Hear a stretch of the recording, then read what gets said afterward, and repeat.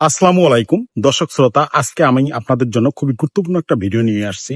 এই ভিডিওর বিষয়টি হচ্ছে যে অনেকেই আপনারা জানেন না যে কোনো মামলায় পড়ার পরে আপনারা জামিন হন। জামিন হওয়ার পর আপনার করণীয় কি, আপনারা কি করবেন।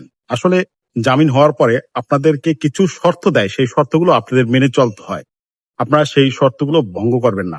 আপনারা জামিনে আসার পরে বাদী বা সাক্ষীকে কখনো ভয় ভীতি হুমকি বা মারধর করবেন না।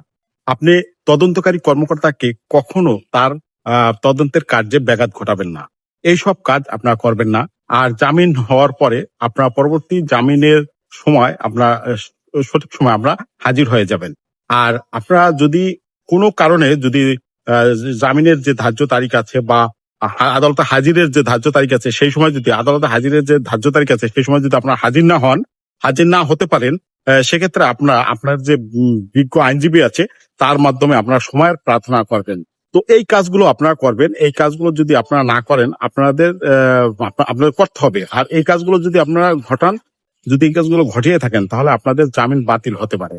আর আরেকটা বিষয় হচ্ছে, জামিন হওয়ার পরে আপনারা যে রিকলটা পান, সেই রিকলটা আপনি সরাসরি থানায় এসে আপনার ডিউটি অফিসার কাছে জমা দিবেন। জমা দেওয়ার পরে তার কাছ থেকে রিসিভ করে নিয়ে যাবেন, আর এক কপি আপনার কাছে রাখবেন। আপনারা করেন কি, সেই রিকলটা না এনে আপনারা উকিলের কাছে রেখে আসেন, বিজ্ঞ আদালতে রেখে আসেন। এই ক্ষেত্রে কিন্তু সমস্যা হয়। সমস্যা কি, আপনি মনে করছেন আপনি জামিন হয়েছি, আপনি রাত্রে ঘুমিয়ে থাকেন, পুলিশ যে আপনাকে অ্যারেস্ট করে আবার আপনাকে চালান করে, কারণ পুলিশ তো রিকল ছাড়া আপনাকে ছাড়বে না। এক্ষেত্রে কিন্তু আপনারা হয়রানির শিকার হন। তো ভাই, যে এই এই সব বিষয় আপনাকে বোঝানোর জন্যই আমার এই ভিডিওটা। এইসব বিষয় কিন্তু অনেকেই সচেতন না। আর যারা সচেতন না তাদের জন্য ভিডিওটা খুবই গুরুত্বপূর্ণ, এবং এই ভিডিওর মাধ্যমে তারা সচেতন থাকবে। এই জন্য ভাই, ভিডিওটি বেশি বেশি প্রচুর পরিমাণে শেয়ার করে দিবেন, যাতে যারা জানে না তারাও বিষয়টি জানলো। তো ভালো থাকেন। আসসালামু আলাইকুম।